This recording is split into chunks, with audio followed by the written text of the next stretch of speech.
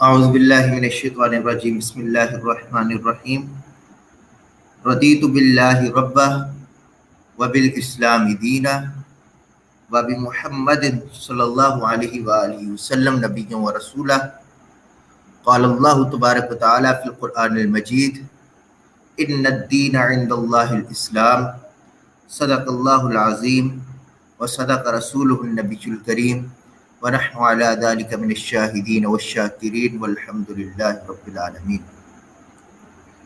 سامعین گرامی، آپ کا دوست ہوسٹ ناظم نشر و اشاعت ختم نبوت فورم محمد احمد آپ کی خدمت میں حاضر ہوں۔ السلام علیکم ورحمۃ اللہ وبرکاتہ۔ سامعین گرامی، جیسا کہ آپ کو تھمبنیل اور ٹائٹل سے اندازہ ہو گیا ہوگا کہ آج کا جو ہمارا پروگرام ہے یہ رد الحاد کی سیریز میں سے پہلی اس کی کڑی ہے، اس چین کی پہلی کڑی، اور انشاءاللہ یہ سلسلہ آگے چلے گا۔ ملحدین نے قرآن پاک پہ 100 اعتراضات کیے اور ان 100 اعتراضات کے جوابات ایک ایک اعتراض کو یہاں پر رکھ کر اس کا جواب دیا جائے گا۔ اس سلسلہ میں رد الحاد پہ پروگرام کرنے اور ملحدین کے اعتراضات پہ جواب دینے کے لیے ہمیں جوائن کیا ہے knowledge of Islam YouTube channel سے جمشید علامہ ابن جنید صاحب نے۔ السلام علیکم ورحمۃ اللہ وبرکاتہ۔ وعلیکم السلام ورحمۃ اللہ وبرکاتہ۔ کیسے مزاج ہے؟ خیر و عافیت سے ہیں؟ جی الحمدللہ، آپ سنائیں؟ الحمدللہ سب خیریت۔ پروگرام مزید آگے بڑھنے سے پہلے آپ سے درخواست ہے پروگرام کو لائک کر دیں، اپنے واٹس ایپ گروپس اور اپنے کانٹیکٹس میں شیئر کر دیں، اور اس کے ساتھ ساتھ اگر آپ ہمارے ختم نبوت فورم کے آفیشیل واٹس ایپ گروپس میں ایڈ ہونا چاہتے ہیں تو نیچے ٹریک میں بھی میرا نمبر چل رہا ہے اور بینر پہ بھی میرا نمبر شو ہو رہا ہے 0324114531۔ آپ اس پہ مجھے واٹس ایپ میسج کریں، اپنا نام اور اپنے شہر کا نام، آپ کو ہم اپنے ختم نبوت فورم کے آفیشیل واٹس ایپ گروپس اس میں ایڈ کر دیں گے۔ اور اگر آپ پاکستان سے باہر ہیں تو اپنا نام اور جہاں آپ حال مقیم ہیں اس ملک کا نام واٹس ایپ کریں، انشاءاللہ آپ کو اپنے واٹس ایپ گروپس میں ایڈ کر دیا جائے گا۔ تو اب اوور ٹو یو جنید بھائی کہ پروگرام آپ باقاعدہ اس کا آغاز کریں اور اس پروگرام کا اور یہ جو ایک سلسلہ شروع ہوا ہے اس کا تعارف اور ملحدین کے اعتراضات اور ان کے جوابات۔ تو اب مائک آپ کے حوالے ہے۔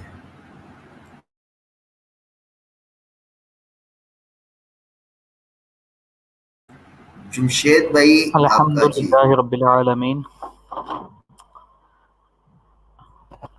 جی الحمدللہ وہ رب العالمین والعاقبۃ للمتقین، الصلاۃ والسلام علیک یا سیدی یا رسول اللہ وعلی آلک وصحابک یا سیدی یا رحمۃ للعالمین۔ محترم ناظرین کرام، آج ایک لائیو نشریات کے ساتھ آپ کے سامنے حاضر ہیں۔ آج ہم جس ٹاپک کے اوپر گفتگو کریں گے وہ ملحدین، ایک خصوصاً ایک ملحد جس نے قرآن مجید کے اوپر 100 کے قریب اعتراضات کیے گزشتہ سال میں، ہم اس کو کس طرح جو ہے یہاں پر ڈسکس کریں گے۔ تو آج اس کے پہلے اعتراض کے ساتھ حاضر ہیں۔ اعتراض کو ذکر کرنے سے پہلے ہم آپ کے سامنے کچھ تمہیدی گفتگو رکھنا چاہیں گے۔ احمد بھائی سے میں درخواست کروں گا کہ ڈائریکٹ اس کے لنک سے آپ اس کی آئی ڈی بھی یہاں پہ اگر اسکرین پہ ملاحظہ کروا سکیں تاکہ جو ناظرین ہیں وہ جان سکیں کہ جو معترض ہے وہ ہے کون۔ یہ فیس بک پہ ہے احمدیت سے الحاد تک۔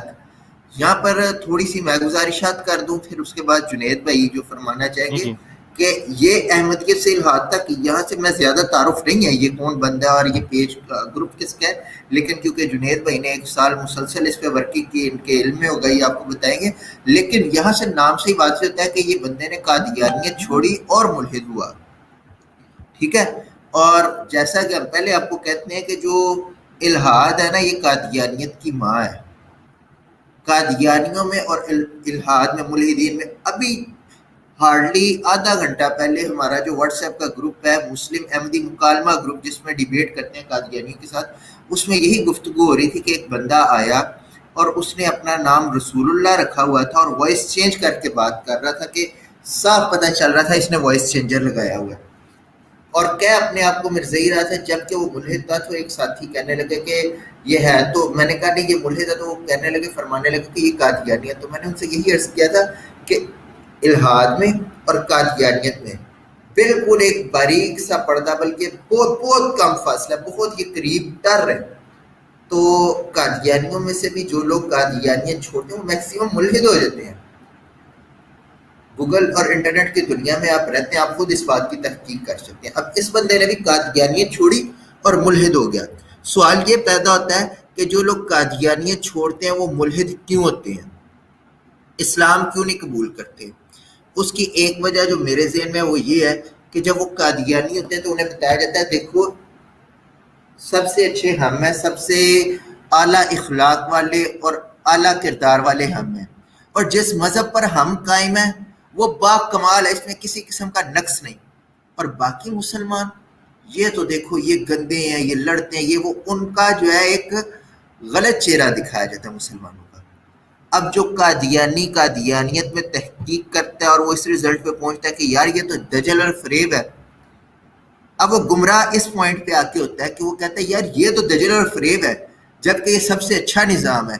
اگر دین کے ماننے والوں میں سب سے اچھا نظام اور سب سے اچھا دین قادیانیت ہے تو باقی جو برے حال ہیں ادھر جانے کی ضرورت نہیں. اس کا مطلب ہے دین ہی غلط ہے اور وہ بندہ پھر ملحد ہو جاتا ہے. یہی سیم صورتحال مجھے یہ کامران شہزاد نامی بندہ جو احمدیہ سے الحاد تک گروپ کا ایڈمن ہے اس کی لگتی ہے. اب اس نے لکھا 50 مشہور قرآنی تضادات، اس کا پہلا حصہ غالباً یہ 2 حصوں میں ہے کہ 100 اس نے تضادات پیش کیے تھے. آگے جنید بھائی آپ سے گفتگو کریں گے، جمشید بھائی.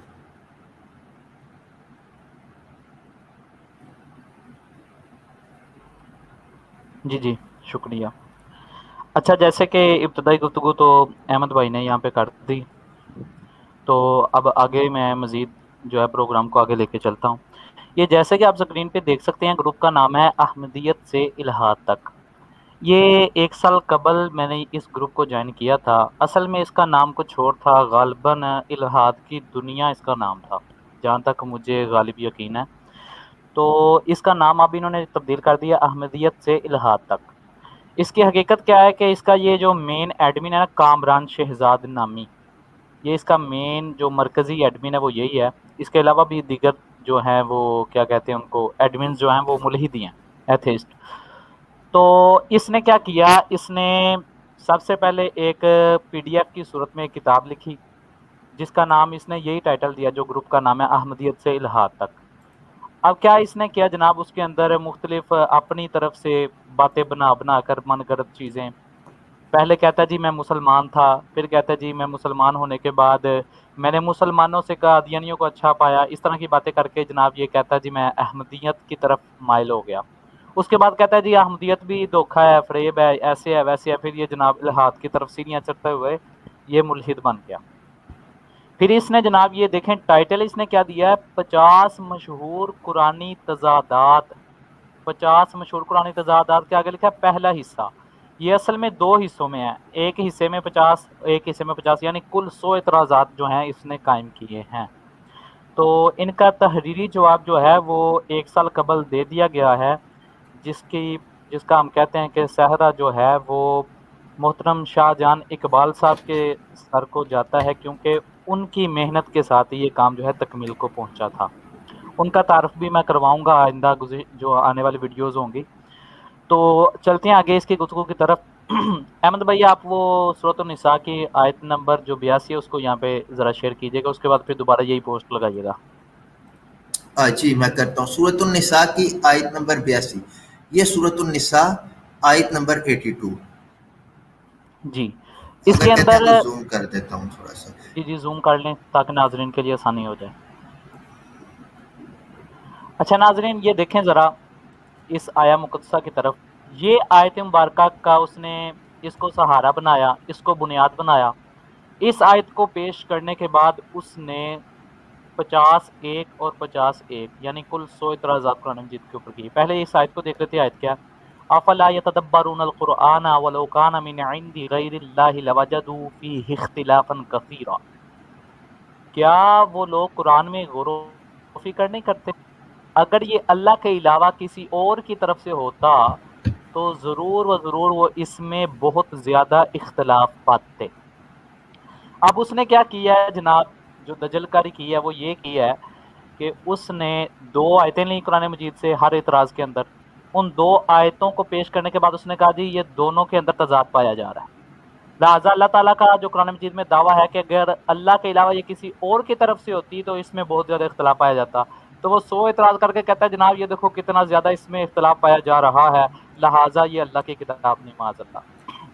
جنید تو بھائی، یہ آپ معذرت میں جی آپ جی کی بات روک رہا ہوں کیونکہ ایک فام و تفہیم کا سلسلہ بہتر ہے ہمارے آڈینس کو بات سمجھ میں آ جائے۔ میں مطلب جو ابھی تک یہ سمجھا اور جو آپ بتانا چاہ رہے ہیں کہ اس نے قرآن پاک کی یہ آیت پیش کی کہ اللہ تعالیٰ قرآن پاک میں فرماتے ہیں افلا یتدبرون القرآن ولو کان من عند غیر اللہ لوجدوا فیہ اختلافا کثیرا، کہ تو کیا غور نہیں کرتے قرآن پاک میں، اور اگر وہ غیر خدا کے پاس سے ہوتا تو ضرور اس میں بہت اختلاف ہوتا۔ اس ملحد کا کہنا یہ ہے کہ اللہ تعالیٰ قرآن پاک میں یہ کہہ رہے ہیں کہ اس میں اختلاف نہیں ہے، اور اگر یہ کسی اور خدا کی طرف سے ہوتا تو اس کے اندر اختلاف ہوتا۔ اس بات کو اس نے بیس بنایا اور اس کے بعد اس نے کہا جی قرآن پاک میں تضاد، قرآن پاک میں اختلاف، اور قرآن کے ہی اصول سے نعوذ باللہ من ذالک اس نے کہا جی غلط ہے۔ یہ وہ کہنا چاہ رہا تھا۔ اس آیت کو بیس بنا کے اس نے 100 اعتراضات کیے، اور اعتراضات وہ اس نوعیت کے تھے کہ وہ اختلاف تھا کہ مختلف جگہ سے وہ لایا کہ یہ دیکھو قرآن میں ایک جگہ پہ یہ حکم آیا، دوسری جگہ پہ یہ دیکھ لو قرآن میں اس کے اپوزٹ حکم آیا ہے۔ اب ان ساری چیزوں کا جو ہے نا تقابلی جائزہ اور ان کا رد ان پروگرامز کی سیریز میں ہوگا۔ جی جمشید بھائی۔ جی میں اسی جانب آ رہا تھا کہ ان کا یہ کہنا تھا کہ یہ اللہ کے علاوہ کسی اور خدا سے انہوں نے مراد لیا انسان، کہ یہ انسان نے خود کرا ہوا ہے معاذ اللہ، ٹھیک ہے۔ اب چلیں اس کی پوسٹ کی طرف، اس نے اس کا کیا ترجمہ کیا۔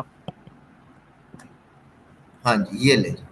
تو جناب یہ دیکھیں اس نے اسی آیت کا ایک دیکھیں آگے، اس نے پہلے تو اس نے ایک لائن میں یہ لکھا ہے کہ عام طور پر لوگ احادیث کو ضعیف، کمزور، جھوٹی، غلط موضوع وغیرہ کہہ کر جان چھڑا لیتے ہیں، یعنی کہ بعض اوقات ایسا ہوتا ہے کہ کوئی حدیث ضعیف ہوتی ہے تو اس کو پیش کیا جاتا ہے تو علماء کہتے ہیں جناب یہ ضعیف ہے، تو اس نے یہ والے الفاظ بول کے اس نے کلی احادیث کی نفی کر دیا یہاں پہ، ٹھیک ہے۔ تو آگے کہتا ہے کہ لوگ جان چھڑا لیتے ہیں ایسے کہہ کے، لیکن پھر آگے وہ یہ بات کہتا ہے کہ لیکن قرآن مجید کو وہ اٹل سمجھتے ہیں، لہٰذا کہتا ہے جی اب میں قرآن مجید کی جو غلطیاں ہیں جس کو وہ لوگ سمجھتے ہیں کہ یہ تضادات غلطیوں سے پاک ہے، میں اس کے تضادات پیش کرتا ہوں۔ آگے دیکھیں اس نے وہ ایموجی کیسے لگائے ہوئے ہیں معاذ اللہ۔ آگے دیکھیں جناب آیت مبارکہ کا اس نے اپنی طرف سے ترجمہ کیا اور آگے اس کا حوالہ نساء 82 لکھ دیا۔ کیا یہ لوگ، یہ دیکھیں اس کا ترجمہ گرامر کے اعتبار سے یہ لوگ اس نے کس کا ترجمہ کیا ہے، یا تدبرون سیگا کون سا ہے، اگر گرامر کے حوالے سے اس سے پوچھ لیا جائے تو اس نے یہ لوگ ترجمہ کیا، ٹھیک ہے۔ یہ لوگ قرآن میں غور نہیں کرتے، اور افلا کا ترجمہ اس نے بالکل ہی نہیں میں کر دیا، حالانکہ افلا کے بارے میں تو پیچھے سوال بھی کیا جا رہا ہے، ٹھیک ہے۔ اگر یہ اللہ تعالیٰ کے سوا کسی اور کی طرف سے ہوتا تو یقیناً اس میں بہت کچھ اختلاف پاتے، ٹھیک ہے جی۔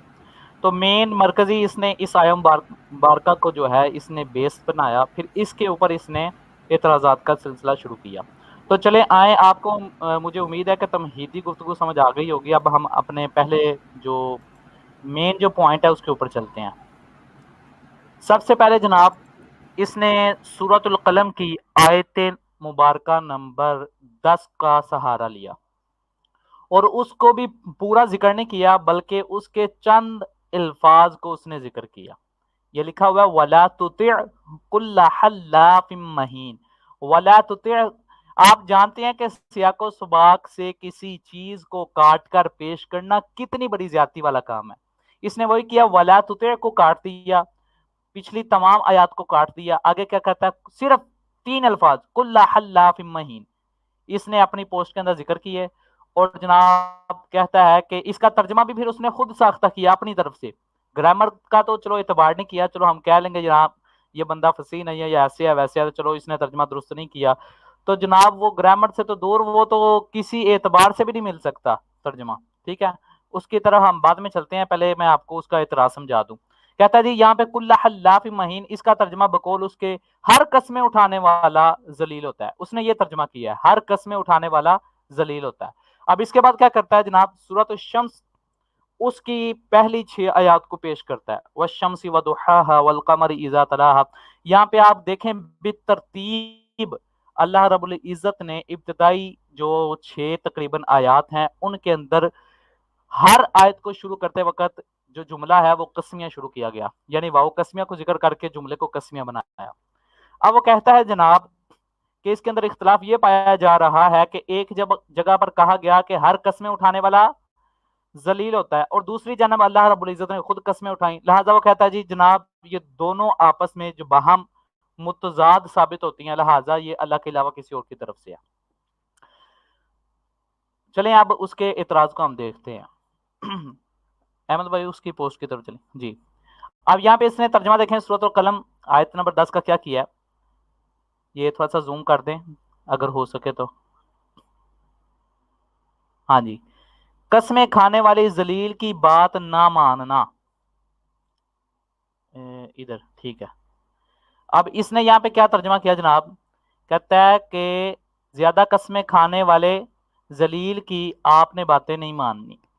یہی پوسٹ اس نے دوسری جگہ پہ بھی کی، یہ تو گروپ سے ہے نا ڈائریکٹ، یہ اس نے ایک دوسری جگہ پہ کی، وہاں پہ اس نے اس کا یہ ترجمہ بھی کیا تھا کہ زیادہ قسمیں کھانے والا ذلیل ہوتا ہے، اور یہاں پہ اس نے کیا قسمیں کھانے والے ذلیل کی بات نہ ماننا۔ اور آگے نیچے جو میں نے آپ کو بتایا سورۃ شمس کی آیت نمبر 1 تا لے کر 7 تک، اس نے کہا کہ اللہ نے خود بار بار قسمیں کھائیں۔ اب چلتے ہیں جناب اس کا جائزہ لیتے ہیں کہ اصل میں فی الحقیقت بات کیا ہے اور معاملہ کیا ہے۔ احمد بھائی سورۃ القلم کی آیت نمبر 10 کی طرف چلیں جی۔ قرآن مجید میں سورۃ القلم کی آیت نمبر 10 میں لکھا ہے، جو اس نے اعتراض کیا کہ زیادہ قسمیں اٹھانے والا ذلیل ہوتا ہے، جبکہ اللہ تعالیٰ نے قرآن مجید میں 12 قسمیں اٹھائیں تو یہ تضاد ثابت ہو گیا، لہٰذا یہ خدا کا کلام نہیں۔ اس کی دجل کاری کو پہلے میں ایک جہت سے آپ کے سامنے پیش کرتا ہوں، پھر تضاد کی شرائط کے اوپر بھی میں روشنی ڈالوں گا، جس سے ابہام جو ہے وہ روز روشن کی طرح دور ہو جائے گا۔ آئیں اب سورۃ القلم کی آیت نمبر 10 کو دیکھ لیتے ہیں۔ وَلَا تُطِعْ كُلَّ حَلَّافٍ مَّهِينٍ، اس کا لفظی ترجمہ تو جو ہے وہ یہی بنتا ہے لا نہیں تطیع تم اطاعت کرو، کل ہر حلاف زیادہ قسمیں اٹھانے والے مہین ذلیل کی، ٹھیک ہے جی۔ اب اس کا اصطلاحی ترجمہ آپ زیادہ، آپ سے مراد آپ صلی اللہ علیہ وسلم کو کہا جا رہا ہے ولا تطیع آپ اتباع نہ کریں، کل حلاف مہین زیادہ قسمیں اٹھانے والے ذلیل کی۔ اب دونوں کے ترجمے میں کیا فرق ہے، اس نے کہا تھا کہ زیادہ قسمیں اٹھانے والے کو اس نے ذلیل کہا کہ زیادہ ذلیل ہوگا تو اس کی نہ مان، لیکن اس کا ترجمہ کیا ہے کہ آپ زیادہ قسمیں اٹھانے والے ذلیل کی اتباع نہ کریں۔ اب یہاں پر اس نے گرامر کے ساتھ کیا دجل کاری کی ہے، ذرا ملاحظہ فرمائیں کہ یہاں پر لفظ جو استعمال کیا وہ ہے کل حلاف مہین، حلاف مہین، یہ دونوں آپس میں مرکب توصیفی ہیں، موصوف اور صفت ہیں، جبکہ اس نے جو ترجمہ کیا ہے وہ مبتدا اور خبر والا ہے، ٹھیک ہے جی، جو کہ اس کی جہالت کے اوپر دال ہے۔ ترکیب میں مہین جو ہے یہ حلاف اور مہین یہ دونوں مرکب توصیفی ہیں، یعنی قسم اٹھانے والے شخص کو مہین کہا گیا ہے، نہ کہ مطلقاً ہر قسم اٹھانے والے کو ذلیل کہا دیا گیا ہے۔ پیچھے کلہ کا لفظ موجود ہے، لیکن اس کے ساتھ ہر چیز کو محیط نہیں کر دیا گیا۔ میں مزید اس کی جو ہے جزیات کی طرف بڑھوں گا تاکہ آپ کو مزید بات جو ہے وہ کلیئر ہو جائے۔ جناب یہاں پہ جو لفظ حلاف استعمال کیا گیا ہے اس کی باریکی کی طرف ہم چلتے ہیں۔ قرآن مجید میں کتنے مقامات پر لفظ حلاف استعمال کیا گیا؟ لفظ حلاف جو ہے یہ حلف سے نکلا ہے، ٹھیک ہے جی، جو کہ قرآن مجید میں 13 مقامات پر استعمال ہوا ہے، تقریباً کل 13 جو مقامات ہیں قرآن مجید کے اندر وہاں پر یہ لفظ جو ہے وہ استعمال ہوا ہے۔ غیر کسی استثناء کے تمام موارد میں جہاں جہاں پہ یہ وارد ہوا ہے، یا تو جھوٹی قسم، جو جس شخص نے جھوٹی قسم اٹھائی اس کے لیے یہ لفظ استعمال کیا گیا ہے، یا پھر قسم کو اٹھا کر قسم کو کھا کر اس کو توڑ دیا گیا ہو، وہاں پر اس لفظ کے اس مادے کو استعمال کیا گیا ہے۔ اور ان 13 مقامات میں سے اکثر جگہ پر یہ فعل حلف کی نسبت جو ہے منافقین کی طرف کی گئی ہے، ٹھیک ہے جی۔ علاوہ اس کے کہ ان میں سے ان 13 میں سے جو 11 موارد ہیں وہاں پر یہ جو فعل ہے یہ فعل مضارع کی صورت میں آیا ہے، اور فعل مضارع آپ جانتے ہیں کہ جو کسی کام کے حادث ہونے اور مجدداً انجام پانے پر دلالت کرتا ہے، یعنی فعل مضارع کی دلالت قسم کھانے والوں کی اپنی قسم پر ثابت قدم نہ ہونے پر ہے کہ جس نے قسم کھائی لیکن وہ اپنی بات پر ثابت قدم نہیں رہا. مثال کے طور پر ایک آیہ مقدسہ میں پیش کرتا ہوں, وَيَحْلِفُونَ بِاللَّهِ إِنَّهُمْ لَمِنْكُمْ وَمَا هُمْ مِنْكُمْ, اور وہ منافقین ہمیشہ اللہ کی قسم کھاتے ہیں کہ وہ بھی یقیناً تم مومنین سے ہیں, حالانکہ باطن میں تم سے ہم عقیدہ نہیں ہیں. یہ میں نے ویسے ایک جو ہے آیت مبارکہ جو آپ کے سامنے پیش کر دی. قرآن مجید میں ایک جگہ پہ یہ فعل مضارع کے طور پر بھی آیا, فعل مضارع کے طور پر 11 جگہ پر فعل مضارع کے طور پر, ایک جگہ پر فعل ماضی کے طور پر آیا, اور وہ فعل ماضی پہ بھی وہ بھی قسم توڑنے کے معنی میں بھی آیا, جیسا کہ میں نے اوپر آپ کو بیان کر دیا. اب آ جائیں اس کی علمی بددیانتی کی طرف چلتے ہیں. جب ایک چیز کو ہم سیاق و سباق سے کاٹ کر پیش کرتے ہیں تو آپ جانتے ہیں سیاق و سباق سے کاٹنے کے بعد کسی چیز ہم کوئی بھی مطلب اخذ کر سکتے ہیں. کیسے؟ مثال کے طور پر قرآن مجید سے میں مثال پیش کرتا ہوں کہ اللہ رب العزت نے ارشاد فرمایا کہ وَلَا تَقْرَبُوا الصَّلَاةَ. اب آگے والی آیت کو ہم کاٹ دیں, جو آگے حکم بیان کیا جا رہا ہے اس سے ہم کاٹ کے سیاق و سباق سے کاٹ کر اس آیت کو پیش کر کے جناب کہنا شروع کر دیں اللہ رب العزت نے ارشاد فرمایا تم نماز کے قریب مت جاؤ. تو کیا ہمارا یہ جو دعویٰ ہے کیا یہ درست ہوگا؟ بلکہ اس کو ہماری جہالت کہا جائے گا کہ سیاق و سباق سے کاٹ کے جناب ہم کہہ دیں جناب کہ اللہ رب العزت نے قرآن مجید میں فرمایا جناب نماز کے قریب نہ جاؤ, جبکہ ہم نے آگے نہیں دیکھا کہ آگے کیا فرمایا جا رہا ہے. آگے فرمایا جائے وَلَا تَقْرَبُوا الصَّلَاةَ وَأَنْتُمْ سُكَارَىٰ, جب تم نشے کی حالت میں ہو اس وقت تم نے نماز کے قریب نہیں جانا. تو ہمیں اس بات کا علم ہو گیا, مجھے امید ہے کہ آپ سب کو اس بات کا علم ہو گیا ہوگا کہ جب کسی چیز کو سیاق و سباق سے ہم کاٹیں تو جو مطلب بھی لینا چاہیں ہم اس کا وہ مطلب نکال سکتے ہیں. جی احمد بھائی آپ کچھ کہنا چاہیں گے؟ جی نہیں, آپ گفتگو اپنی جاری رکھیں, ماشاءاللہ بہتر طریقے سے سمجھ آ رہی ہے, اللہ تعالیٰ آپ کو جزائے خیر عطا فرمائے. جی ٹھیک ہے. اچھا اب آگے چلتے ہیں. میں نے پہلے آپ کو یہ چیز آپ کے سامنے پیش کر دی کہ جناب سیاق و سباق سے کاٹنے کے بعد کیا معنی ہم نکال سکتے ہیں, اس کے علاوہ گرامر کے اعتبار سے میں نے اس کو دیکھ لیا. اب جو چیز میں نے پہلے ذکر کر دی کہ 13 جگہ پر جو لفظ حلف استعمال کیا گیا ہے اکثر جگہ پر یہ منافقین کی طرف اس کی نسبت ہے, اور یہ کس معنی کے لیے استعمال کیا گیا, یا تو قسم اٹھا کر توڑنے والے کے لیے یا پھر جھوٹی قسم اٹھانے والے کے لیے. اگر آپ اس کی تفصیل میں جانا چاہتے ہیں تو آپ تمام تفسیریں اٹھا لیں مفسرین کی, انہوں نے حلاف کی جو بیان کی ہے ڈیفینیشن, میں ایک دو حوالے آپ کے سامنے رکھ بھی دیتا ہوں. تفسیر ابن کثیر, کیونکہ یہ ایک معتبر تفسیر ہے, اس کے علاوہ تفسیر ابن عباس. تو ان جگہوں پر انہوں نے جو حلاف کے معنی کیے ہیں انہوں نے کہا ہے مکابرن, مکابر ایسا شخص ہوتا ہے جو قسم کھانے کے بعد توڑ دیتا ہے یا پھر وہ جھوٹی قسموں کو اٹھاتا ہے. اور قال مجاہد هو الضعیف القلب, اور امام مجاہد کا قول ہے کہ وہ ضعیف الدل ہوتا ہے, یعنی دل کا کمزور شخص ہوتا ہے جس کے لیے یہ حلاف کا لفظ استعمال کیا جاتا ہے. اس کے علاوہ بہت ساری تفاسیر کے اندر مختلف معنی استعمال کیے گئے ہیں, لیکن جو زیادہ تر استعمال کیے گئے ہیں وہ اسی معاملے میں ہے کہ ایسا شخص جو قسم اٹھا کر توڑ دے یا پھر وہ جھوٹی قسم اٹھائے, اسی کو لفظ حلف کے ساتھ موسوم کیا جاتا ہے. اب اللہ رب العزت نے اپنے لیے کون سا لفظ استعمال کیا, آئے آپ قرآن مجید سے دیکھتے ہیں. سورۃ القلم کی شروع آیات میں اگر آپ دیکھیں تو والقلم, قلم سے ہوئی, ٹھیک ہے, اور واو بھی عربی میں قسم کے طور پر آتا ہے, ٹھیک ہے.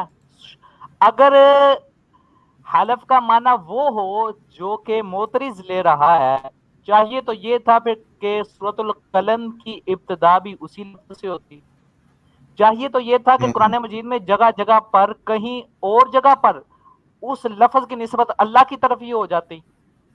یار چلو اللہ کی طرف نہ صحیح, اللہ کی طرف نہ صحیح مومنین کی طرف ہی اس کی نسبت ہو جاتی, اور ہم مان لیتے جناب ہر قسم اٹھانے والی ذلیل ہوتا ہے. جناب کل کے اندر لفظ کل عام ہے, اس کے اندر عمومیت پائی جا رہی ہے, لیکن اس عمومیت میں مومنین شامل نہیں. کیوں؟ کیونکہ آگے حلافین کی قید موجود ہے. آگے عمومیت جو ہے مخصوص, کیونکہ عام کی ایک قسم نہیں, عام مخصوص البات, عام غیر مخصوص البات. हाँ जी, खुस्सा लम यखुस्सा अनहुल बात। तो यहाँ पे आम गैर मखसूसल बात मखसूसल बात को भी अगर आप देख लें तो इससे भी आपको पता चल जाएगा कि यहाँ पे मोमिनीन मुराद नहीं। अगर मुराद हो तो लफ्ज हलफ की निस्बत उनकी तरफ आप साबित करें, अगर साबित नहीं कर सकते तो आप फिर इस बात का एतराफ कर लें। जुनेद भाई अब आप ये बात ऐसे ही है, माजरत एक मिनट, ये बात ऐसे ही है जिस तरह कादियानी हजरात तवफ़ा का माना मौत लेते हैं कि तवफ़ा का माना मौत है और डिक्शनरी से दिखाते हैं, जबकि कुरान पाक का एक असलूब है कि तवफ़ा और मतलब इसका असल मादा वफ़ा, वाव से अलिफ वफ़ा, इस मादे के लफ्ज़ कुरान पाक में जहाँ भी आए हैं वो मौत के माना में आया ही नहीं।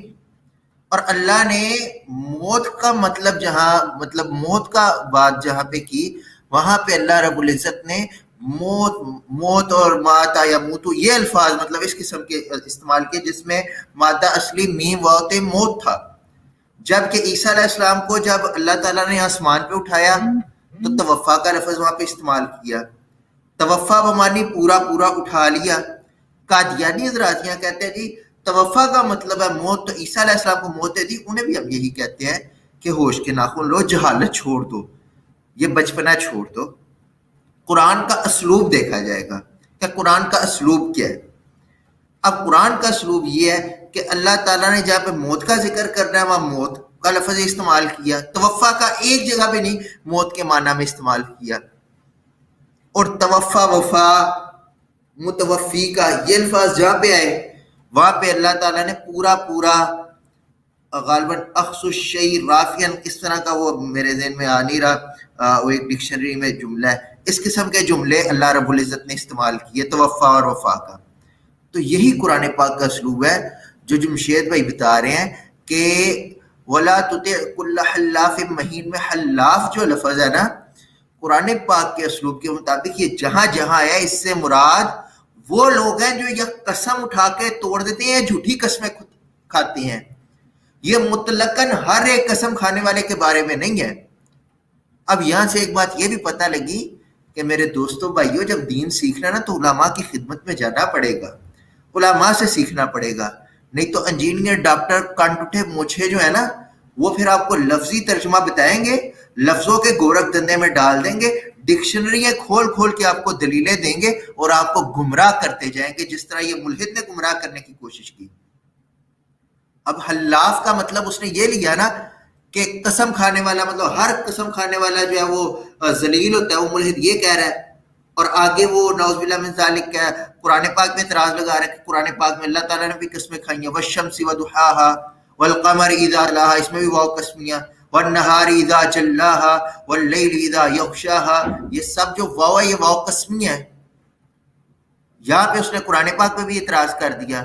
अब अगर हो कोई इंजीनियर मिर्जा जूनियर जैसा या गांधी जैसा प्रोफेसर या आपके जुहला डॉक्टरों जैसा, जबकि उनकी दुनियावी तालीम पे कोई शक नहीं, ठीक है वो उन्होंने मेहनत की डिग्री हासिल की, हाँ वो अपने लिकुल्ली फन रिजाल अपने वो माहिर है, अपने फन के अपने फील्ड के स्पेशलिस्ट है। भाई दूसरे की फील्ड में क्यों टांग अड़ा रहे हो अगर तुम्हें नहीं पता। अब वहां ये लोग क्या जवाब देंगे, ये वही जवाब देगा जिसने बुजुर्गों से मुराद उलामा हजरात से, अहलुल्लाह से, उलामा की खिदमत में जानवे तलब होकर इल्म दीन हासिल किया होगा। इसीलिए शाह साहब ये अक्सर बात कहते हैं कि सिर्फ घर बैठ के तर्जमा पढ़ लेना और हदीसें पढ़ लेना इस तरह दीन नहीं आता, इस तरह कोई आलिम नहीं बन जाता। ये मुख्तलिफ उलूम व फ़नून है, इन पे जो है अबूर हासिल होता है उलामा को जो बात करते हैं और ये सीखने पड़ते हैं। अभी ये जुनैद भाई ने एक बात की है कि आम की बात की और फिर आम में एक मुतलक आम है उसकी बात की और एक आम मखसूस है उसकी बात की। अब ये क्या बात है, ये उसूल फ़िक़ह की बहस है। अब जिस उल्लू के पट्टे ने 4 साल इंजीनियरिंग 5 साल यूईटी से इंजीनियरिंग तो पढ़ ली, उसको ये आम और ख़ास मुतलक और मुक़य्यद ये बहसें उसके अब्बा जी ने पढ़ा ली हैं। जब ये पता ही नहीं तो वो दीन पे बात क्यों कर रहा है, शरीयत पे बात क्यों कर रहा है, वो तो फिर फंस जाएगा, अड़ जाएगा, फिर वहां पे क्या करेगा, फिर वहां पे जूतियां ही खाएगा। और देख ले अगर आज भी मुल्हिदीन का कोई जवाब दे रहा है तो वो दरसी उलूम पढ़े हुए और दीनी उलूम व फ़नून पढ़े हुए हमारे भाई जुनैद भाई कर रहे हैं काम। इसलिए दीन सीखने के लिए आपको उलमा के पास आना पड़ेगा। علماء سے ہی دین ملے گا، نہیں تو باہر پھر چھان پوڑا مل رہا ہے، ٹینڈبا مل رہا ہے، پھر جو مرضی کر لیں۔ کپڑا لینے کے لیے آپ کبھی کوئی جو ہے نا وہ کسی ہلکے کپڑے والے کے پاس نہیں جائیں گے، لیکن دین حاصل کرنے کے لیے آپ جو ہے تھرڈ کلاس قسم کے وہ جاہل کے پاس چلے جاتے ہیں۔ اس لیے ہوش کے ناخن لیں۔ جنید بھائی آپ اپنی بات جاری رکھیں۔ جی آپ نے قادیانیوں کی مثال دی، تو یہ بھی تو قادیانی تھا پہلے، تو ظاہر سی بات ہے قادیانیت کا رنگ اس میں بھی نظر آئے گا، بالکل پھر اس بالکل، میں یہ بھی میرے ذہن سے بات جی جی نکل گئی تھی کہ یہ ہاں جی قادیانی ہاں تھا۔ جی اب وہ وہاں پہ دیکھ لیں، وہ بھی اسی طرح الفاظ کے گورکھ دندے میں پھنسا دیتے ہیں۔ ٹھیک ہے، ہاں جی اسی طرح ہی ہے۔ اچھا جی اب چلتے ہیں قسم کی تعریف کی طرف۔ قسم ہوتی کیا ہے؟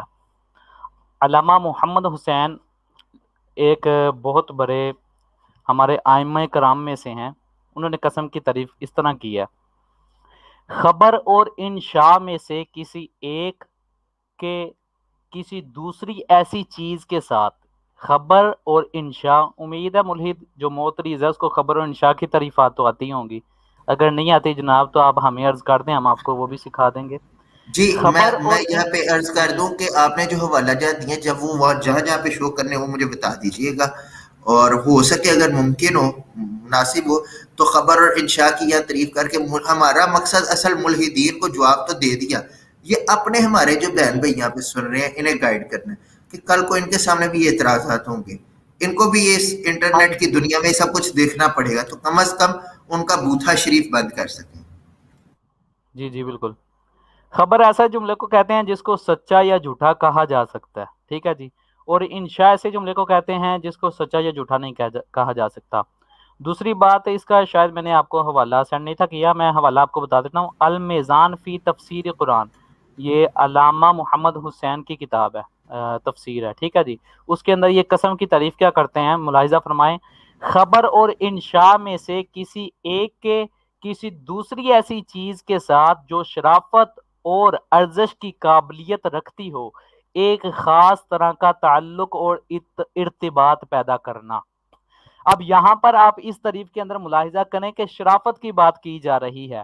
اب ایک شخص، میں مثال کے طور پر ایک شخص ساری زندگی جھوٹ بولتا ہے، تو کیا آپ اس کے ساتھ شرافت کی جو صفت ہے اس کو اس کے ساتھ ملائیں گے؟ کبھی بھی نہیں۔ اب قسم جو ہے یہ شریف ہونے کو مستلزم ہے، کہ ایک شخص شریف ہوگا تو اس کو جو ہے وہ یعنی کہ قسم اٹھانا لازم ہوگی جناب، کیونکہ جب شخص اپنی بات کو ثابت کرنا چاہتا ہے اور وہ شریف النفس ہے، اس کے پاس کوئی چیز ایسی نہیں جسے ثابت کر سکے، تو جناب وہ قسم کو سہارا لے کر وہ اپنی بات کو ثابت کرنا چاہے گا۔ عام الفاظ میں نے جو ہے اس بات کی جو ہے وہ تفصیل کی ہے۔ اب اس تعریف کو نظر میں رکھیں تو ہمیں معلوم ہو جائے گا کہ قسم بذات خود کیا ہے۔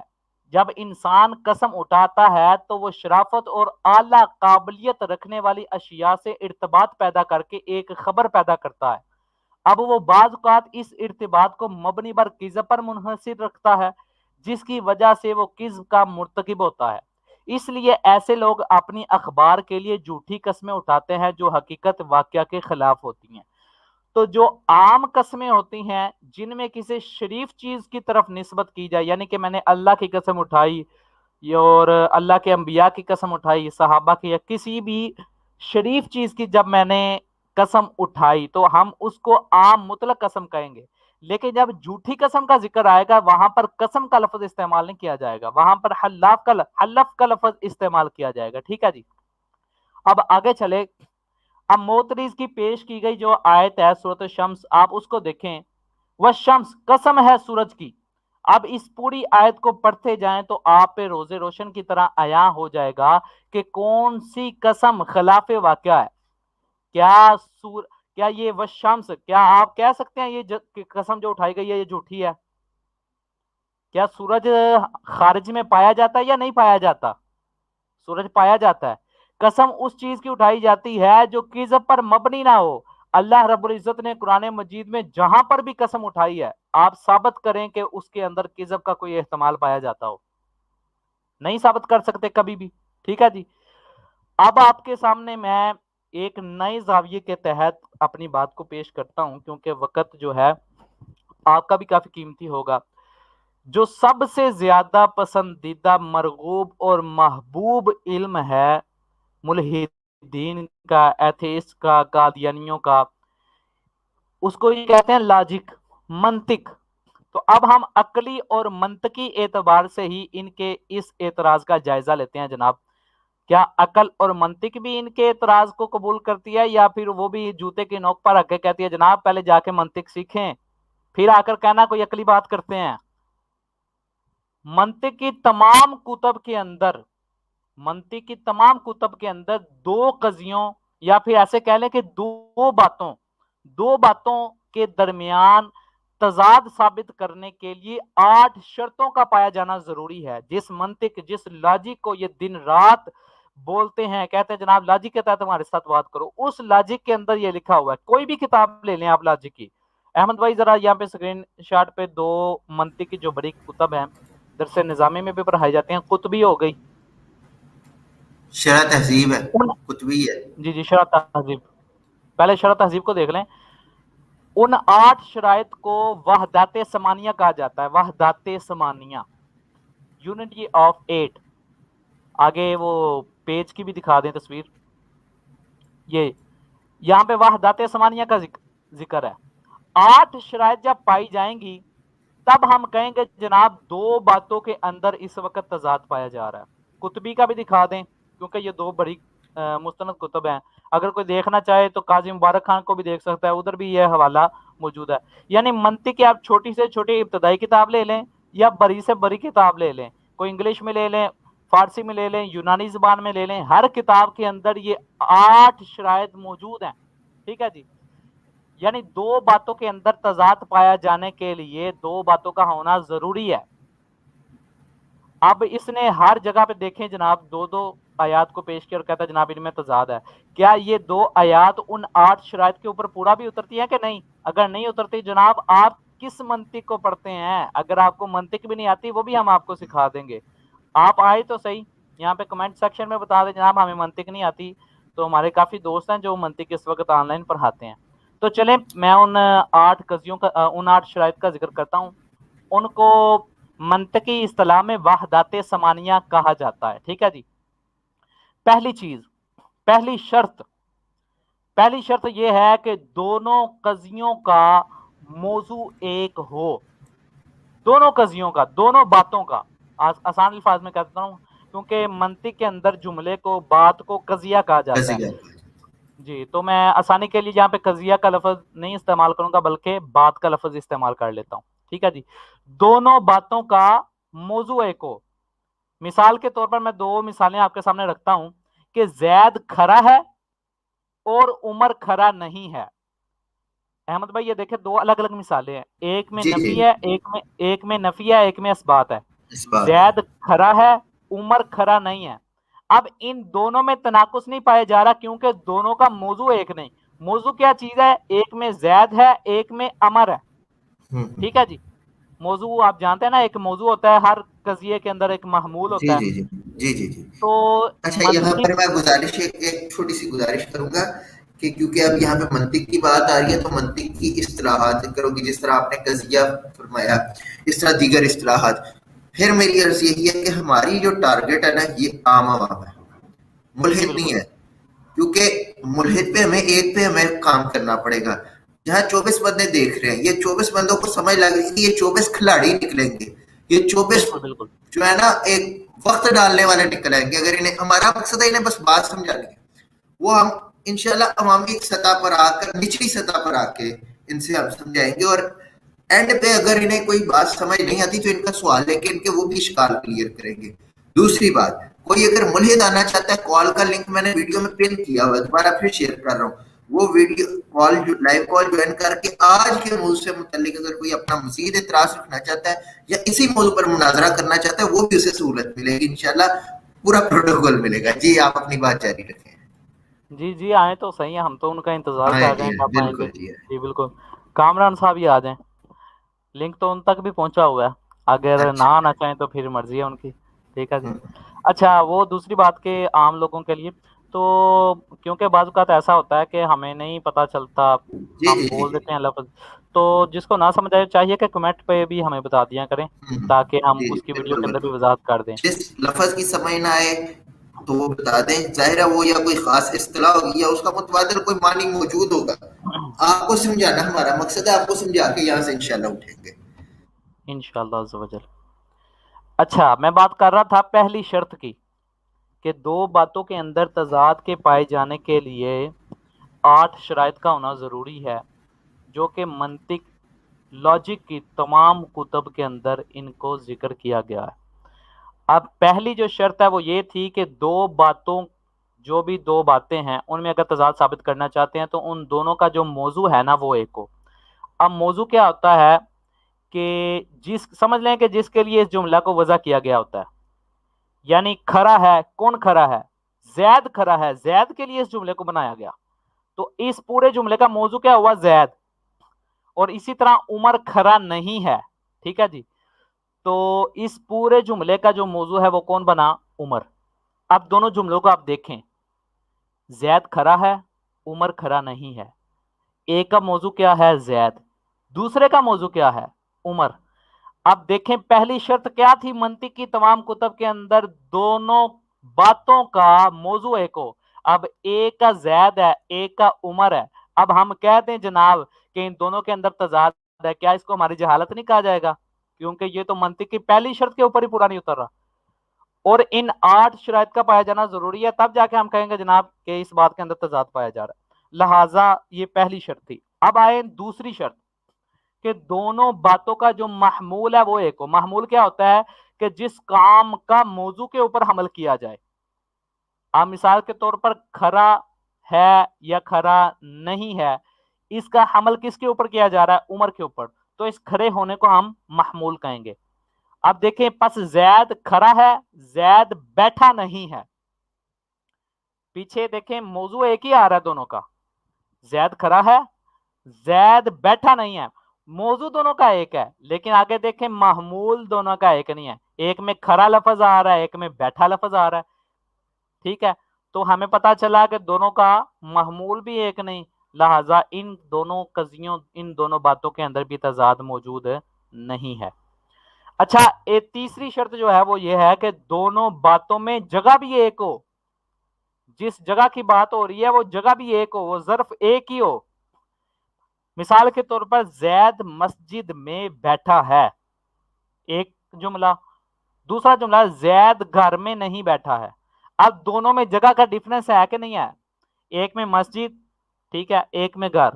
اب دیکھیں دونوں کے اندر جگہ بھی ایک نہیں, لہٰذا تیسری شرط بھی نہیں پائی جا رہی. تو ہم کہیں گے جناب اس کے اندر بھی تضاد نہیں پایا جا رہا, کیونکہ اس کے اوپر جو اس کی کیونکہ دیکھیں جو پہلے بات ہوئی تھی ہماری کہ دونوں کا موضوع ایک ہو, دونوں قضیوں کا محمول ایک ہو.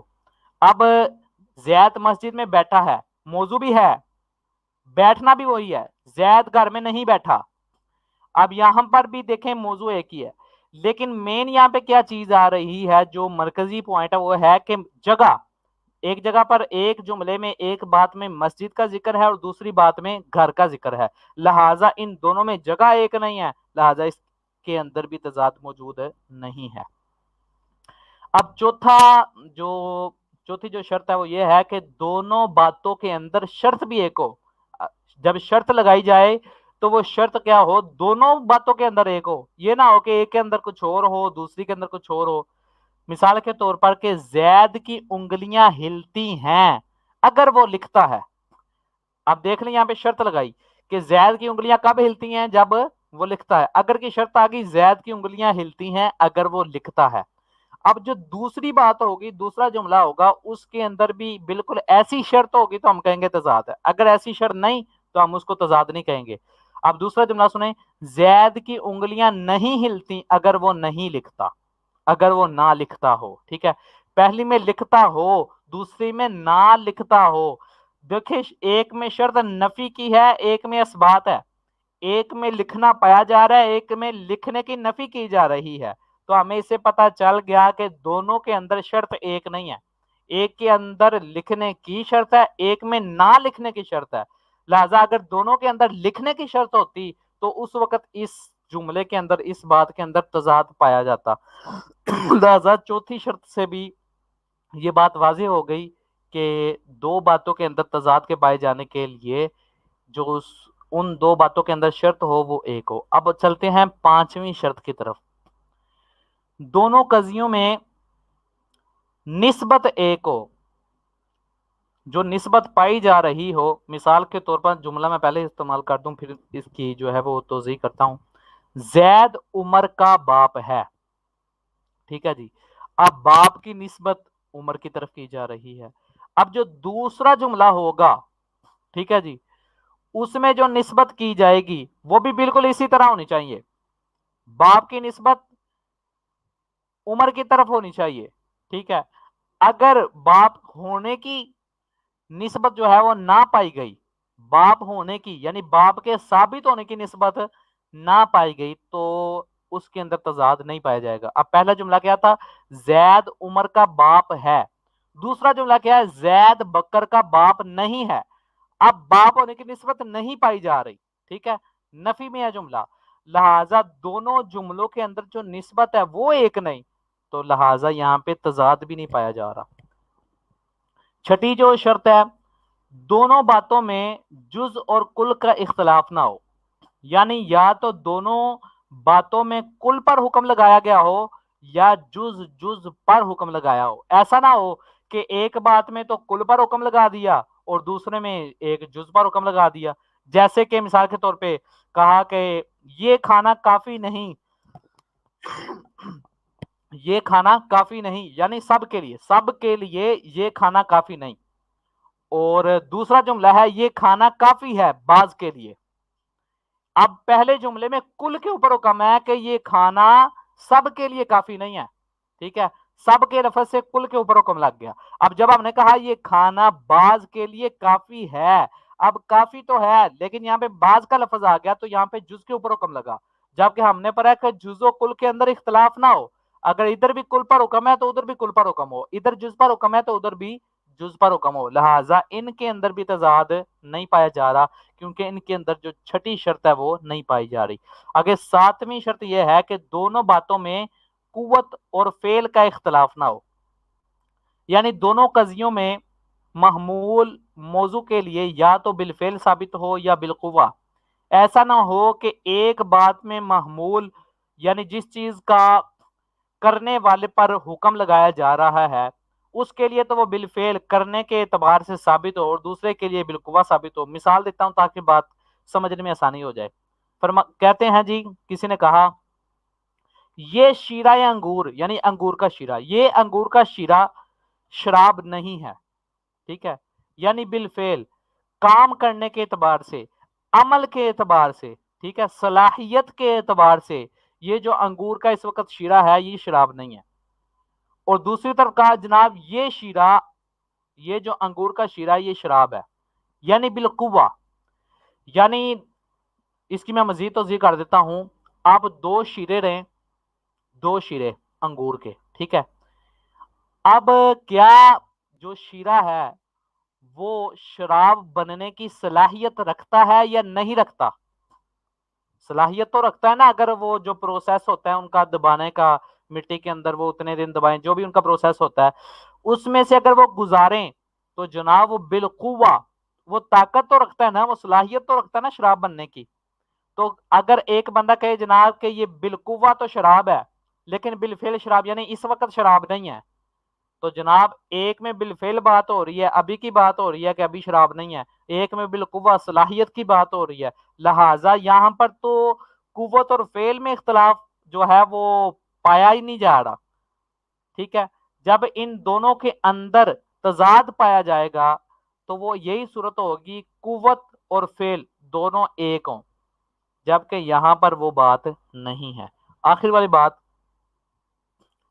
कि दोनों कजियों में यानी दोनों बातों में जमाना एक हो। ऊपर जिक्र किया था जगह एक हो, अब यहां पे आ गया दोनों में वक्त भी एक हो, ठीक है, जगह के साथ वक्त भी एक हो। मिसाल के तौर पर जैद दिन में पढ़ता है, या दिन जमाना आ गया, ठीक है, जैद दिन में पढ़ता है एक जुमला, दूसरा जुमला जैद रात में नहीं पढ़ता। अब देखें एक में दिन, दूसरे जुमले में रात।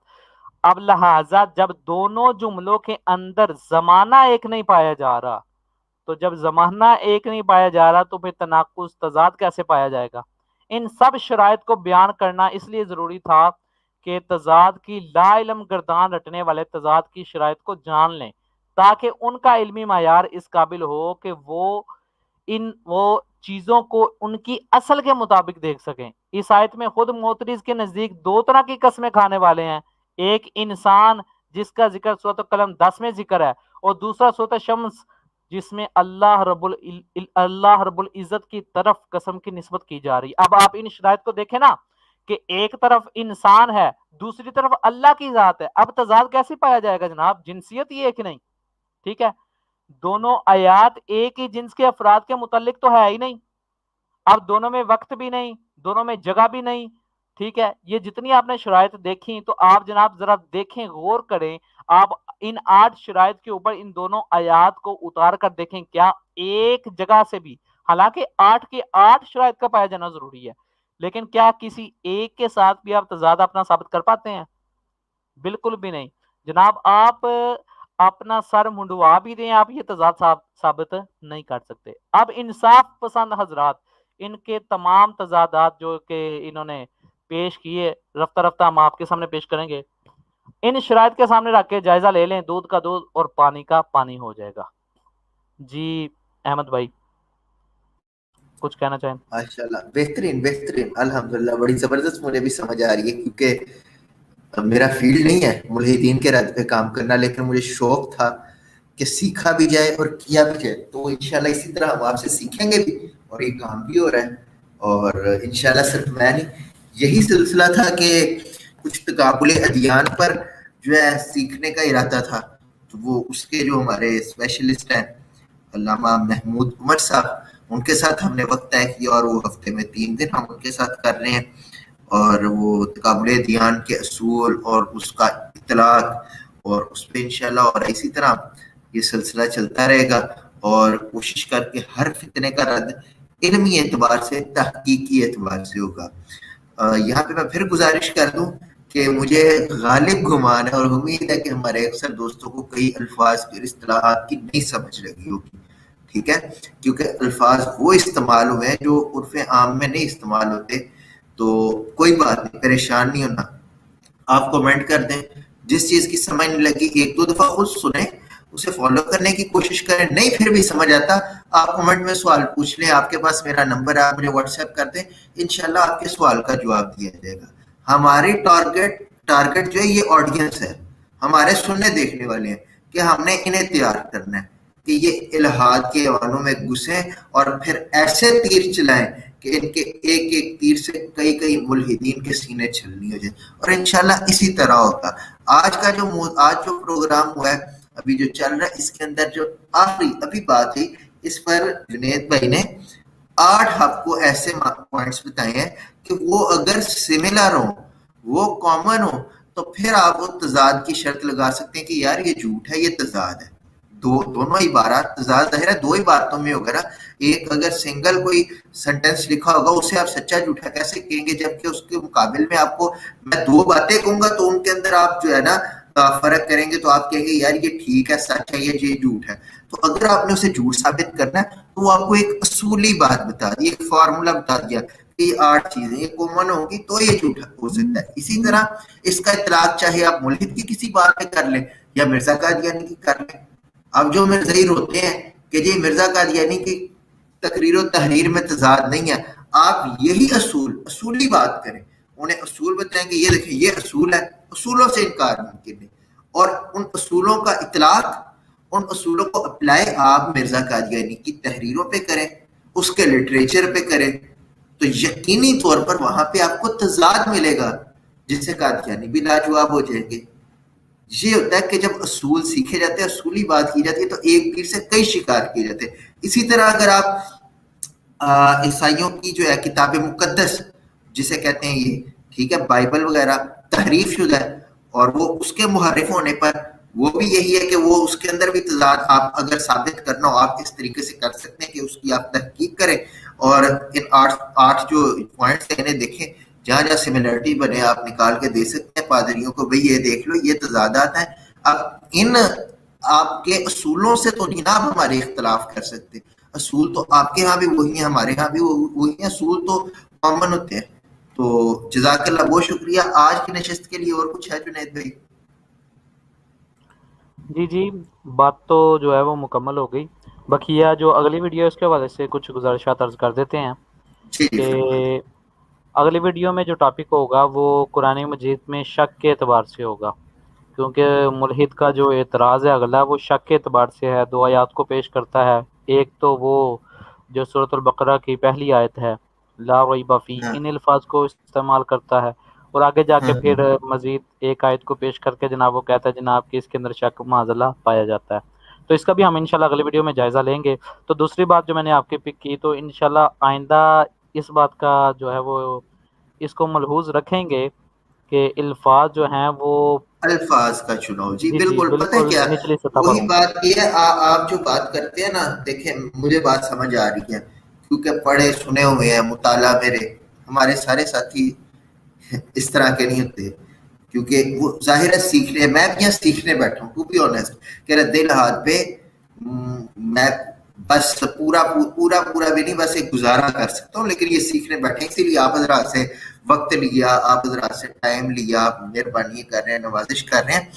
तो अल्फाज का जो चुनाव है वो ये है कि अब देखें, इसे यहाँ पे देखें ना कि अब मुल्हिद, आप यहाँ पे जुनैद भी आपको मैं अर्ज करने लगा कि देखिए, जब मुल्हिद एतराज करता है ना, वो असूली बात भी कर जाता है, उसे ऐसी अवामी सतह पे करता है कि वो आम फहम बात होती है। बात असूली किसी ना किसी एतबार से, मतलब असूल तो यही कहीं ना कहीं कार फरमा होते हैं ना पीछे, चाहे उनका गलत इस्तेमाल कर रहे हैं, उन्हें गलत डायरेक्शन में लेके जा रहे हैं। हमें भी इंशाल्लाह इसी तर्ज पे बात करनी पड़ेगी कि हमारी आम अवाम, जिसे आप समझे, जिसे कुछ नहीं पता, आपने उसे समझाना है, अपने लफ्जों में समझाना है। बाढ़ में चलेगी सारी दलीलें, उसे आपने अपने लफ्जों में समझाना है, और इंशाल्लाह हम इन्हें समझाएंगे। हमारे बड़े प्यारे भाई सैयद समर रिजवी हैं। अस्सलाम वालेकुम। वालेकुम अस्सलाम। अहमद भाई कैसे हैं? जुनैद भाई आप कैसे हैं? अल्हम्दुलिल्लाह, अल्लाह का शुक्र है। जी बहुत शुक्रिया आज की स्ट्रीम का। आपने बड़ी एक अच्छी स्ट्रीम शुरू की है जो कि वक्त की ज़रूरत भी है। तो नबी करम सल्लल्लाहु अलैहि वसल्लम ने भी फरमाया कि खैरुकुम मन तअल्लमल कुरान व अल्लमहु। तो नबी अलैहिस्सलातु वस्सलाम ने फरमाया तुम में बेहतरीन लोग वो हैं जो कुरान सीखें और दूसरों को भी सिखाएं। तो आप लोग माशाल्लाह इसी हदीस के मुस्ताक हैं। तो अच्छा जुनैद भाई, आपने जो एक आयत पेश की 82 नंबर आयत थी तमहीद के अंदर, अफला यततब्बरून अल कुरान वलौ काना मिन इंदि गैरिल्लाहि लवजदू फी इख्तिलाफन कसीरा। तो इसके बारे में मैं एक छोटा सा कमेंट देना चाह रहा हूँ कि जी जरूर। इसमें जी कि इसमें जो लफ्ज़ आया है इख्तिलाफन बाब इफ्तियाल से आया है। जैसे कि मुझे आपकी गुफ्तगू से पता चला कि आपको माशाल्लाह ग्रामर आती है बड़ी अच्छी, क्योंकि आप माशाल्लाह एक अच्छे क्वालिफाइड हैं। तो बाब इफ्तियाल से आया है इख्तलफा यख्तलिफु इख्तिलाफन। तो आगे कसीरन उसकी यानी सिफत और मौसूफ बन रहे हैं। मैं ठीक कह रहा हूँ जी जी जी। अच्छा, एक उसे इंग्लिश में तो कंकॉर्डेंट अप्रोच कहते हैं, उर्दू में मुझे नहीं ज़हन में आ रहा। वो मैं ये कहना चाह रहा हूँ कि अल्लाह ताला की ज़ात फरमा रहे हैं कि अगर ये अल्लाह के सिवा कोई और कुरान पेश करता या देता तो तुम उसमें इख्तिलाफन कसीरन पाते। सारा कुरान आप देख लें, इख्तिलाफन का लफ्ज़ भी सिर्फ एक दफ़ा आया है और वो इसी आयत में आया है। हालांकि जो इख्तिलाफ का लफ्ज़ है वो 6 दफ़ा आता है कुरान पाक में, मगर इख्तिलाफन कसीरन बहुत सारे इख्तिलाफ पाते। इसे हम कहते हैं कंकॉर्डेंट अप्रोच। अगर आप इससे भी देखें तो ये भी कुरान का एक बहुत बड़ा मौजा है, बहुत बड़ा मौजा, कि आपको इख्तिलाफन का वर्ड जो है सिर्फ एक दफ़ा मिलता है, कसरत में नहीं मिलता कुरान पाक में। तो ये मेरे ज़हन में कमेंट आया था, तो आप इसमें माशाल्लाह कोई अगर तस्हीह फरमाएं तो जज़ाकल्लाह खैर। जज़ाकल्लाह, आप दुरुस्त फरमा रहे हैं। अच्छा, यहाँ पे मुझे एक बात शुरू में याद मैं कर रहा था, ज़हन पे जोर डाल रहा था, लेकिन वो निकल गई। मैंने आज ही एक मुल्हिद की वीडियो देखी, बड़ा मशहूर सोशल मीडिया का पावा इन मुल्हिदीन का है। तो अच्छा, और दीगर भी मतलब देखने का कभी इत्तिफाक हो तो कुरान पाक से मुतल्लिक सिर्फ अगर इन्हें मिलता है ना कि कुरान में तज़ाद है, तो एक एक इनका अहम इतराज़ है, और मेरा ख्याल है कि वो भी आगे आएगा, उसे भी कवर किया जाएगा कि वो कुरान पाक में जी वो قرآن پاک کی قرات پہ جو اعتراض کرتے ہیں، جی یہ دیکھو یہ تو تم لوگوں نے الفاظ تبدیل کر لیے، وہ دیکھو وہ نسخہ اس میں جو ہے وہ آیت اور لکھی ہے، اس نسخے میں آیت، وہ بھی آج وہی کر رہا تھا۔ جنید بھائی یہ آگے یہ اس قسم کا بھی کوئی اعتراض ہم کور کریں گے؟ جی ان 100 اعتراضات میں تو وہ شامل نہیں ہے، لیکن شاید آپ کے علم میں ہو کہ 1 سال سے میں اسی قرات کے موضوع کے اوپر کام کر رہا ہوں، جی جی وہ اور مجھے پتا جی۔ وہ العرفان فی تحقیق لفظ القرآن وہ اسی کی ایک کری تھی، یعنی ایک کتابی ٹھیک صورت ٹھیک میں بھی ٹھیک اس کا رد کرنا تھا۔ بس ٹھیک یہ ٹھیک ہے، کوئی اتنا بہترین۔ وہ جو آپ ویڈیو کی بات کر رہے ہیں نا غالباً وہ عبداللہ نامی ملحد کیا ہے، وہ جس نہیں نے میں وہ آج دیکھ رہا تھا حارث پاکستانی ملحد کے ملک، ساتھ، حارث ہاں جی بالکل۔ اس کے ساتھ اس نے لائیو سٹریم کی تھی، عبداللہ نامی ملحد ہے، مین ہاں اس نے پاکستان ایشوز سے اٹھایا۔ یا غالباً ایسے ہی ہے وہ جی عبداللہ۔ جی دونوں، جی جی ہاں دونوں، بس بس مجھے لگ وہی ہاں جی۔ ہوگا پھر وہی۔ تو وہ 1 سال قبل ہی میں نے اس ویڈیو کو دیکھ لیا تھا، تو انشاءاللہ اس کو ہم آگے لے کے چلیں گے، آپ ٹینشن نہ لیں۔ جی انشاءاللہ یہ مستقل طور پر جو ہے نا رد ہاتھ میں کم از کم ہفتے میں ایک پروگرام ضرور ہوا کرے گا جو علمی اور تحقیقی قسم کا ہوگا، انجینئر والی علمی تحقیقی نہیں، علماء والی اور صاحبان علم والی علمی تحقیقی نوعیت کا ہوگا۔ بہرحال آج کا جو پروگرام تھا وہ اس متعلق تھا کہ قرآن پاک پہ جو اس نے اعتراض لگایا تھا کہ قرآن پاک میں تضاد ہے، تضاد اس طرح کہ ایک طرف اللہ کہہ رہا ہے کہ قسمیں کھانے والا ذلیل ہے اس کے بقول، اور دوسری جگہ پہ اس نے وہ آیتیں پیش کی جس میں اللہ رب العزت قسمیں کھا رہے تھے۔ تو اس پر ماشاءاللہ بڑی بہترین قسم کی گفتگو کی ہے جنید بھائی نے۔ اگر کسی ساتھی کو پھر نہ سمجھ لگی ہو تو میرے بھائیوں میری بڑی مؤدبانہ گزارش ہے، اسے ایسے نہیں چھوڑنا۔ آپ نے اتنا وقت ابھی لگایا نا، 1 گھنٹہ یہاں پہ بیٹھے ہیں نا، تو 1 گھنٹہ بیٹھ کے بھی اگر سمجھ نہ لگے تو ہمارے یہاں آنے کا، اپنی مصروفیت میں سے وقت نکالنے کا، اور آپ کا بھی اپنے قیمتی وقت میں سے ہمارے لیے ٹائم نکالنے کا کوئی فائدہ نہیں۔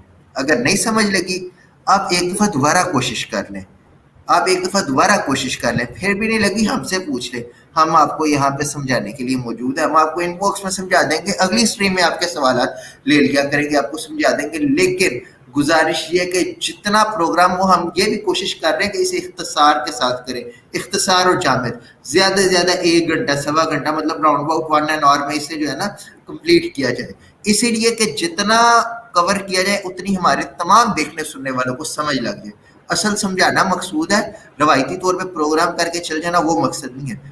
وہ اس طرح کرنے سے نہ ہمارا اصل ٹارگٹ جو ہے، کیونکہ ہمارا روایتی پروگرام کرنا ٹارگٹ نہیں، ٹارگٹ آپ تک پیغام پہنچانا ہے، آپ کو سمجھانا ہے اور آپ کو ملحدین کے رد پہ کام کرنے کے لیے تیار کرنا ہے کہ ہمارا ایک ایک مجاہد، ہماری ایک ایک مجاہدہ یہ ملحدین کے ساتھ ڈیبیٹ کرنے والے ڈیبیٹر تیار ہو جائیں۔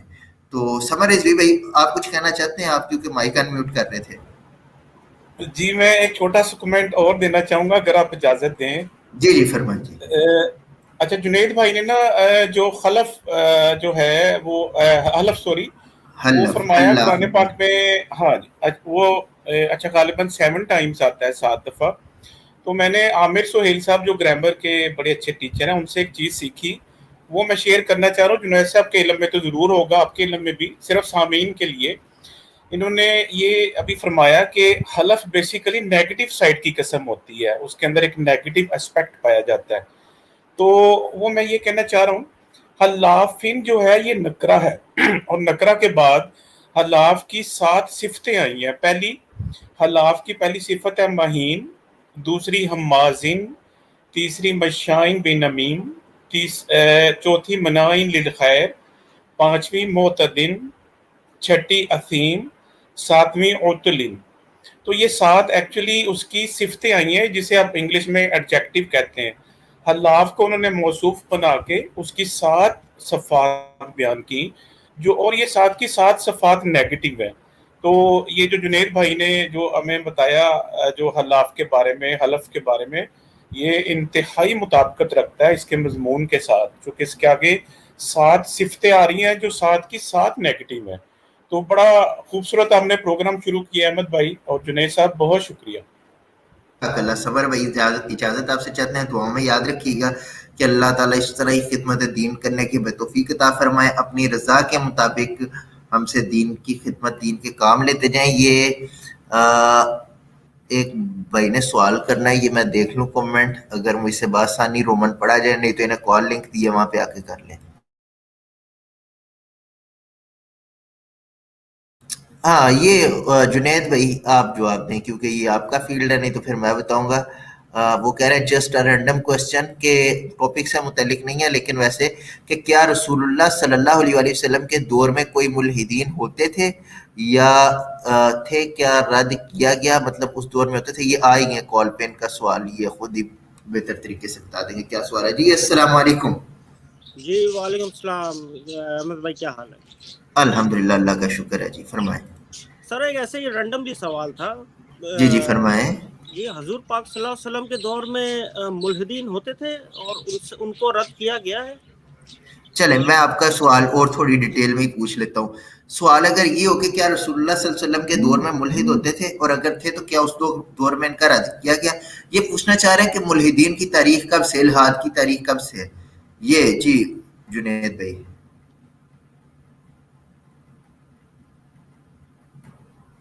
جی بالکل، آپ صلی اللہ علیہ وسلم کے دور میں بھی موجود تھے۔ اس وقت ان کو ملحدین تو اب کہا جاتا ہے نا، یہ ملحد سے نکلا ہے، ملحد درار کو کہتے ہیں، اور درار انحراف یعنی دین سے ہٹ جانے والا، اس لیے ان کے لیے استعمال کیا جاتا ہے۔ پہلے ان کے لیے جو لفظ استعمال کیا جاتا تھا وہ تھا دہریت۔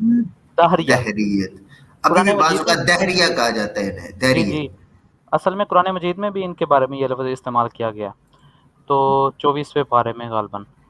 تو یہ اس وقت بھی موجود تھے اور ان کا رد بھی کیا جاتا رہا ہے صحابہ کرام علیہم رضوان کی طرف سے۔ کوشش کریں گے انشاءاللہ اگلی نشست میں اس کا حوالہ جو ہے باحوالہ بات ہو جائے اس پہ۔ جی انشاءاللہ ضرور۔ سید حیدر علی بھائی السلام علیکم۔